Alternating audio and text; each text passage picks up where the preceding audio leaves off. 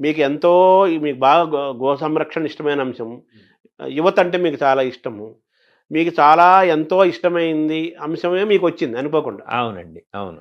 ఇది మీ మనసుకి ఇష్టమైన అంశం. చెప్పాలనుకున్న అంశానికి దానికి ఒక అధికారికమైన ముద్ర పడింది అంతే. అవును. అవును. కదా! అవును.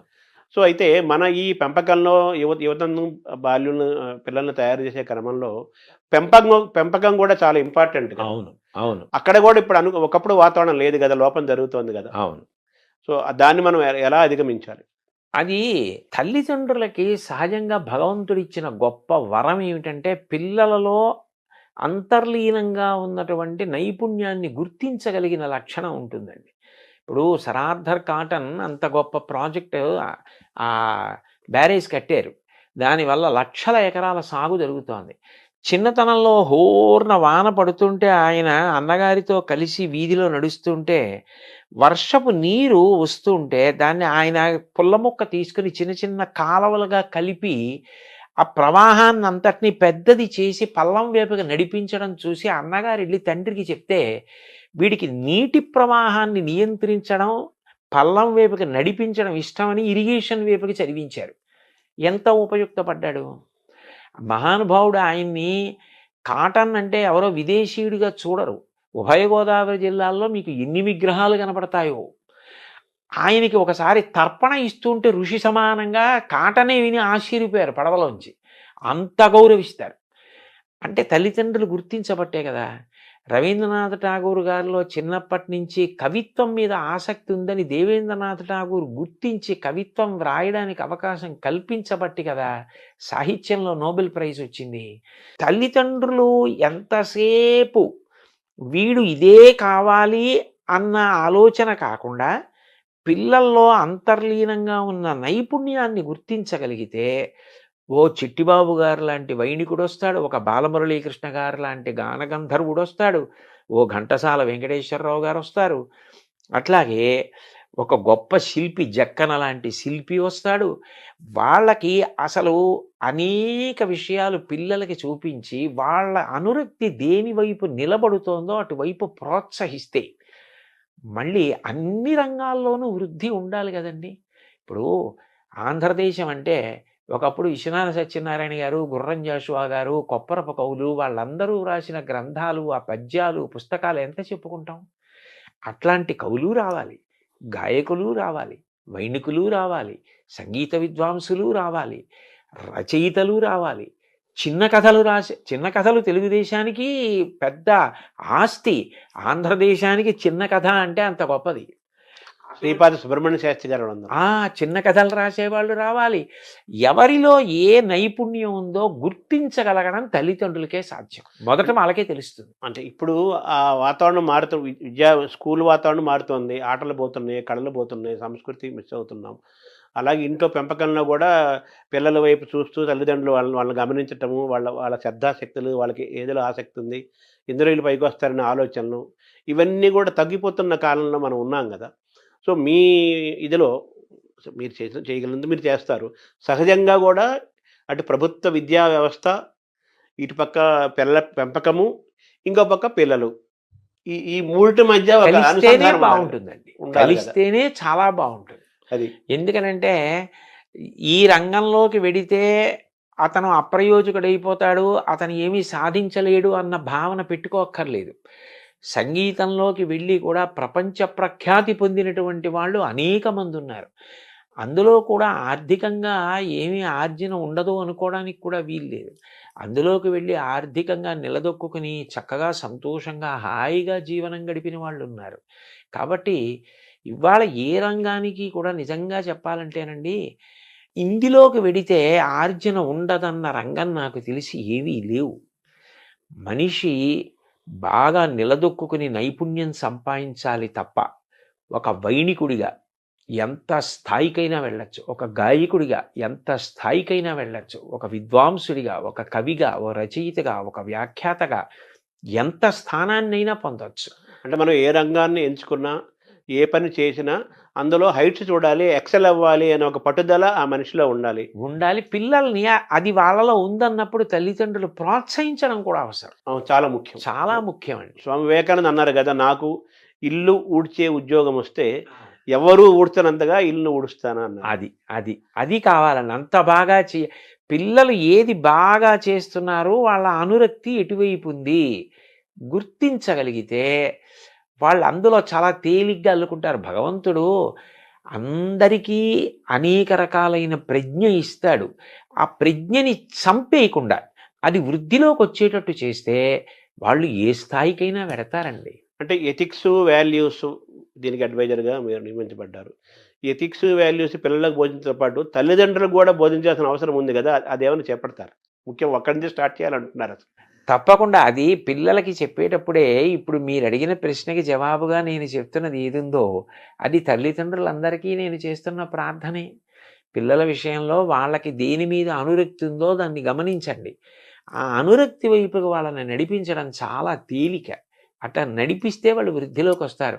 బాబుగారు చిన్నప్పుడు బొగ్గట్టుకుని బొమ్మలు గీస్తే వాళ్ళ అమ్మగారు ప్రోత్సహిస్తే కదూ అంత గొప్ప చిత్రకారుడు అయ్యారు. ఎవరు దేనిలో ప్రఖ్యాతి వహించడానికి అవకాశం ఉందని అనుకుంటున్నారో దాన్ని ప్రోత్సహిస్తేనే వాడు ఆ రంగంలో నిలదొక్కుంటాడు. అంతేగాని ఎంతసేపు నువ్వు ఇదే కావాలి, ఇదే కావాలి, ఇదే కావాలని మోసపోసినట్టుగా కోరుకుంటే వివిధ రంగాలలో ప్రజ్ఞావంతులు ఎక్కడి నుంచి వస్తారండి?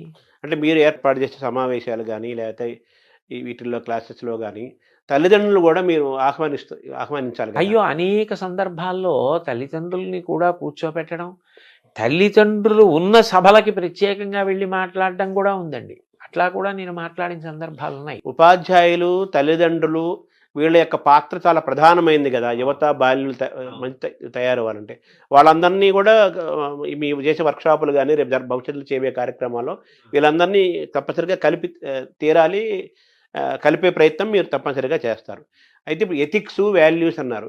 ఈ మాటలు వినటానికి ఇప్పుడు ప్రస్తుత కాలంలో ఇవి చాలా బరువుగాను, పెద్దగాను, సత్యదూరంగాను అనిపిస్తున్న మాటలు గదా!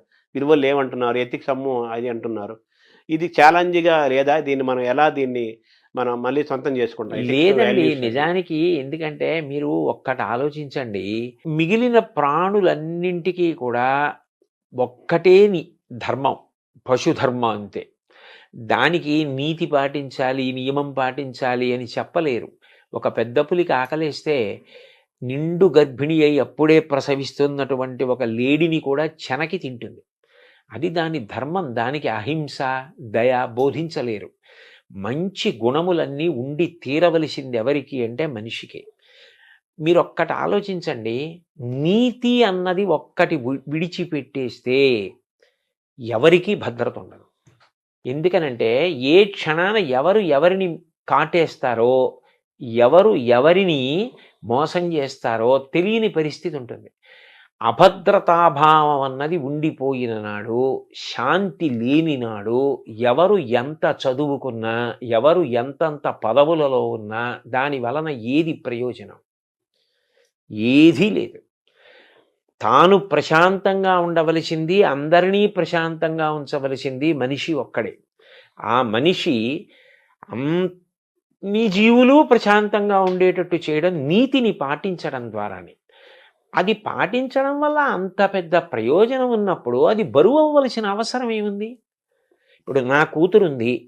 నా కూతురు బయటికి వెళ్ళినప్పుడు భద్రంగా ఉంటుందన్న నమ్మకం నాకు కలగాలి. వేరొకరి కూతురు బయటికి వెళ్ళినప్పుడు భద్రంగా ఉంటుందన్న భావన వారికి కలగాలి. అప్పుడు వారి కూతురి విషయంలో నేను మర్యాదగా ప్రవర్తించాలి. నా కూతురి విషయంలో వారు మర్యాదగా ప్రవర్తించాలి. ఎవరు మర్యాదగా ప్రవర్తించకపోయినా శాంతి లేదు. ఆ నియమపాలనం చేసి నీతిని పాటించవలసిన వాడు మనిషి ఒక్కడే. ఎందుకనంటే ఒక ప్రాణి వేరొక ప్రాణి యొక్క విభూతిని వాడుకోదు. మహా అయితే ఆహారం కోసం తింటుందంతే. ఏనుగు దంతం పెద్ద పులికి అక్కర్లేదు. ఏనుగు దంతంతో బొమ్మ చేసేవాడు మనిషి. నెమలి నాట్యం చూసి నాట్యం నేర్చుకునేవాడు మనిషి. గాడిద మీద బరువులు మోయించేవాడు మనిషి. గుర్రం ఎక్కి ఎత్తైన ప్రదేశాలకు వెళ్ళేవాడు మనిషి. ఏ ప్రాణిలో ఏ విభూతి ఉంటే దాన్ని వాడుకునేవాడు మనిషి.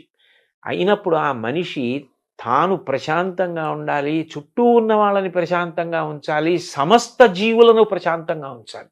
మనిషి కట్టు తప్పాడనుకోండి, అతని ఒక్కడితో పోదండి. ఏటికి వరదొస్తే ఒక ఊరికి ప్రమాదం, సముద్రానికి ఉప్పెనొస్తే పెను ప్రమాదం. అండ్ ఈ జీవ వైవిధ్యము, బయోడైవర్సిటీ అని మనం ఈరోజు ఇబ్బంది పడుతున్నాం గదా! దానికి మనిషి యొక్క మితిమీరిన స్వార్థము ఒక కారణం గదా! అందుకే ప్రతి విషయంలోనూ ఆ నీతి, స్వీయ నియంత్రణ చాలా అవసరం. సముద్రం నేను చిలీలి కట్ట దాటను అని ఓ నియమం పెట్టుకుని చేతకాని దానిలా కెరటం అక్కడి వరకు వచ్చి వెనక్కెడుతోంది. సముద్రం నేను ఎన్నాళ్ళు ఇలా ఉంటాను, ఏడాదికి ఒక్క 2, 3 రోజులు నా ఇష్టం వచ్చిన చోట ఊళ్ళోకెడతానంటే? అన్నేళ్ల నుంచి అలా నియమానికి సముద్రం కట్టుబడి ఉన్నప్పుడు కట్టుబడ్డానికి మనిషికి ఎందుకు కష్టం? అంటే ఒక్క మనిషి తప్ప మిగతా ప్రకృతి, జంతువులన్నీ గూడా సహజంగా ప్రవర్తిస్తున్నాయి. మనిషే మారిపోతున్నాడు గదా! అంత మారిపోవలసిన అవసరం లేదండి. అదే. అయితే అతి తెలివితేటలు కూడా మంచిది కాదు. అదే. కాలం మారుతోంది, మేము మారుతున్నాం అంటూ ఉంటారు. కాలం మారడం అంటే కాలానికి ప్రధానం సూర్యచంద్రులు. సూర్యుడు తూర్పున ఉదయించడం మానేశాడా? పశ్చిమాన అస్తమించడం మానేశాడా? ఋతువులు 6 అలాగే ఏర్పడుతున్నాయి. శీతాకాలంలో చలేస్తోంది. హేమంత ఋతువులో మంచు పడుతోంది. ఎప్పుడు ఎలా ఉంటోందో అలాగే ఉంది. కాలం ఎక్కడ మారింది? కాలం ఏం మారలేదు. మనం మారి కాలం మీద నెట్టేస్తున్నాం. మారింది మనిషి ఒక్కడే మారాడు. కానీ ఆ మారడం మంచిగా మారితే పర్వాలేదు. మంచిని వదిలిపెట్టి మారకూడని రీతిలో మారి దాన్ని కాలం మీదకో ఇతరుల మీదకో నెట్టేస్తే తర్వాత ఆఖరణ ముప్పుని మాత్రం మనిషే మొట్టమొదట భరించవలసి ఉంటుంది. ఇప్పుడు మన కరోనాలు గానీ, ప్రకృతి వైపరీత్యాలని అటువంటివి. మనిషి దూరమవుతున్న కాలంలోకి మనం వచ్చేసాం. ఇప్పుడు ఎథిక్స్, వాల్యూస్ అంటే పిల్లలకి ఈతకు చెప్పాలంటే మామూలుగా physics, chemistry, mathematics, economics, history ఇవన్నీ ఉన్నాయి.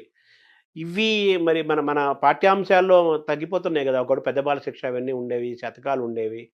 మనం తెలుగు వరకు మనం మాట్లాడుకుంటే ఆంధ్రప్రదేశ్‌లో మాట్లాడుకుంటే, అవి గూడా విద్యా విధానంలోకి సిలబస్‌లోకి తీసుకురావాల్సిన అవసరం గూడా ఉంది గదా! అవి తప్పకుండానండి. ఎందుకనంటే ఏదైనా ఒకటి జ్ఞాపకం ఉండాలి అంటే మీకు పద్యం కన్నా తేలిక మార్గం ఇంకోటుండదు. ఛందోబద్ధమైన పద్యం 4 మాటలు చదివితే జ్ఞాపకం ఉంటుంది. ఇప్పుడు మీరు నైతిక విలువల గురించో, లేకపోతే వాళ్ళు జీవితంలో పాటించవలసిన మౌలికమైన నీతి గురించో మీరు ఎంత ప్రసంగం చేసినా, అప్పటికి వాళ్ళు పట్టుకున్న కాలక్రమంలో అది విస్మృతికి గురైపోతుంది.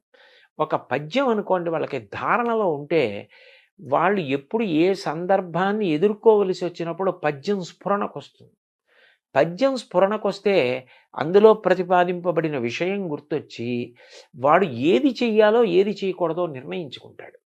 అందుకని అటువంటి పద్యాల సమాహారంగా కొంత పాఠ్యాంశంగా ఒక పాఠ్య ప్రణాళిక ఉండి, తద్వారా ఈ నైతిక విలువలు పిల్లలు నేర్చుకోవడం అన్నదానికి అవకాశం కలిగితే బాగా స్పష్టత ఉంటుంది. పిల్లలు కూడా బాగా పట్టుకోగలుగుతారండి. వాళ్ళు ఊంచుకోగలుగుతారు, తెలుసుకోగలుగుతారు. అంటే ఇటువంటి విద్యా విధానం రావాల్సిన అవసరం ఉంది గదా! దాన్ని దూరమవుతున్నాం గదా! ప్రస్తుతం ఉన్న వాతావరణం. అది దిద్దుకోవడమేనండి. అదే. దాన్ని దిద్దుకుని ఏది చేస్తే పిల్లలకి మంచి జరుగుతుందో అది చేస్తే సరిపోతుంది. తర్వాత గురు శిష్య పరంపర గూడా, గురు శిష్య సంబంధాలనేవి చాలా ముఖ్యమైనవి. ముఖ్యంగా పిల్లలకి, యూత్‌కి వాళ్ళకి ముఖ్యమైనవి గదా! ఇప్పుడు గురు శిష్య సంబంధాలు అంత ఆరోగ్యకరంగా లేవు. గురువు అనే మాట చాలా పెద్ద సుదూరంగా వినపడుతున్న మాట. మనకు పాఠాలు చెప్పే టీచర్లు కనిపిస్తున్నారు, లెక్చరర్స్ కనిపిస్తున్నారు, ప్రొఫెసర్స్ కనిపిస్తున్నారు గానీ, వాళ్ళని మార్గదర్శనం చేసే గురువు అనేవాడు పాఠాలు చెప్పిన వాళ్ళందరూ గురువులు అవ్వరు గదా! అవును. ఎవరైతే మార్గదర్శనం చేశాడో వాడు గురువు అవుతారు. మిగతా అంతా ఒక టీచర్లు, లెక్చరర్లు, ప్రొఫెసర్లు. గురువుల అవసరం ఈ జాతికి అవసరం ఉంది. నెక్స్ట్ ఒక ఉపాధ్యాయుడు, శిష్యుడు, విద్యార్థి, ఒక గురువు, ఒక విద్యార్థి మధ్య గురు శిష్య పరంపర సంబంధం చాలా గొప్పగా ఉండే కాలం నుంచి మనం వచ్చాం, ప్రయాణం చేశాం. ఇప్పుడు తల్లిదండ్రులు, పిల్లల మధ్య ఎలాగే సంబంధాలు కొంచెం తగ్గుతున్నాయో, గురు శిష్య సంబంధాలు కూడా మారుతున్న క్రమంలో ఉన్నాం గదా! మీ బాధ్యతలో గురు శిష్య సంబంధాలు పెంచాల్సిన అవసరం గూడా ఉంది. ఆ పట్ల గూడా కృషి జరగాలి గదా! జరగాలి. ఎందుకనంటే పాఠం చెప్పడం వరకే నా కర్తవ్యం తప్ప నా వ్యక్తిగత జీవితం పిల్లల్ని ప్రభావితం చేయడానికి వీల్లేదని చెప్పడం సాధ్యం కాదు. ఎందుకనంటే మీరు చూడండి, ఇది నేను కొత్తగా ఏదో చెప్తున్నది కాదు. చిన్న పిల్లల్ని పాఠశాలకు పంపిస్తారు. వాళ్ళు పాఠశాల నుంచి వచ్చేసి ఓ తువ్వాలో, ఓ పొడుగైన బట్టో, ఓ చీరలా చుట్టుకుని, ఓ సుద్దముక్క కట్టుకుని పాఠశాలలో టీచర్ గారు పిల్లల్ని ఎలా పిలుస్తారో అలా వాళ్ళు రకరకాల పేర్లతో పిలుస్తూ ఆ టీచర్ని అనుకరిస్తారు. బోర్డు మీద రాస్తున్నట్టు, "ఏయ్ SIT down, don't make noise" అని ఆ పిల్లలు ఎవరో ఉంటారు స్కూల్లో, "ఏ హంసిని, డోంట్ టాక్" అలా ఆ టీచర్లో పరకాయ ప్రవేశం చేసి వీళ్ళు టీచర్ని అనుకరిస్తూ ఇంట్లో టీచర్ ఆటను ఆడుకుంటారు. ఇంట్లో టీచర్ ఆట ఆడుకోని పిల్లలు నేను చూడలా. ప్రతి పిల్ల ఆడుతుంది. అంటే అంత తొందరగా చిన్నప్పటి నుంచి ప్రభావితం చేసేది ఎవరు అంటే పాఠం చెప్పేటటువంటి గురువు. గురువు వ్యక్తిగత జీవితం కూడా శిష్యుడి మీద అంత ప్రభావం చూపిస్తుంది. ఆయన నైతిక విలువలు, ఆయన మార్గదర్శనం చేసే విధానం, ఆయన ఉద్దాన పతనాలు ఎదుర్కొన్న తీరు, ఆయన ఎలా విలువలకు కట్టుబడతాడు అన్నది పిల్లల్ని చాలా ప్రభావితం చేస్తుంది. అందుకని మనం ఏ వస్తువుని ముట్టుకుంటున్నాము అన్నదాన్ని బట్టి ముట్టుకుంటున్న వాడికి కూడా దానికి తగినటువంటి రీతిలో ఉండవలసిన అవసరం ఉంటుంది. అందుకని గురువులు కూడా పిల్లలు సక్రమంగా ప్రభావితులయ్యేటట్టుగా వ్యక్తిగత జీవితంలో క్రమశిక్షణ పాటించడం అవసరం అయి ఉంటుందండి.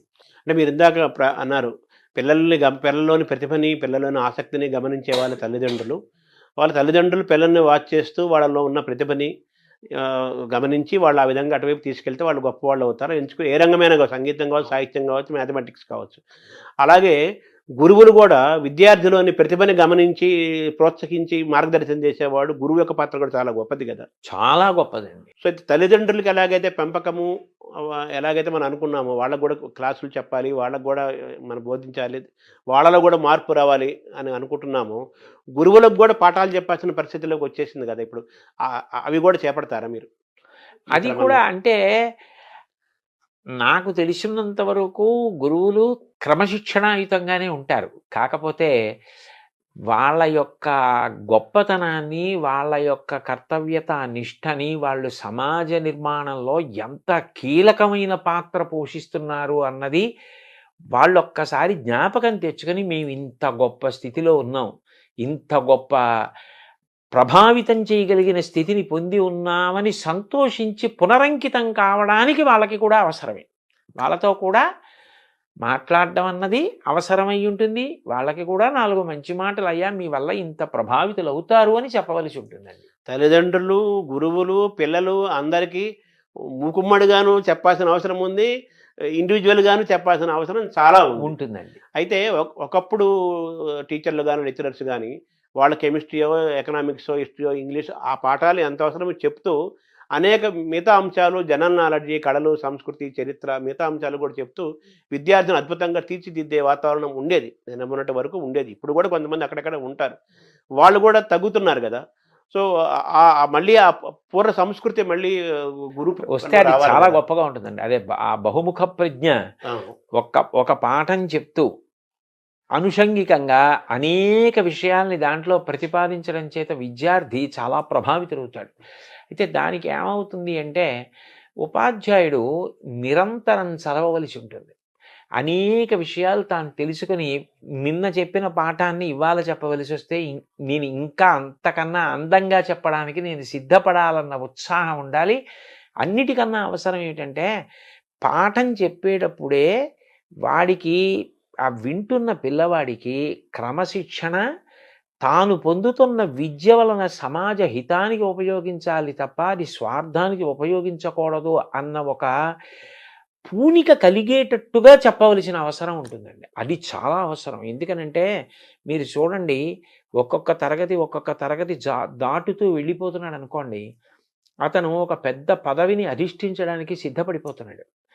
ఇప్పుడు ఆ చదువు అన్నది ఒకటే మీరు ఇచ్చేసి పంపించేశారనుకోండి, అప్పుడు అతను దాన్ని సమాజహితానికి వాడచ్చు, స్వప్రయోజనానికి వాడుకోవచ్చు.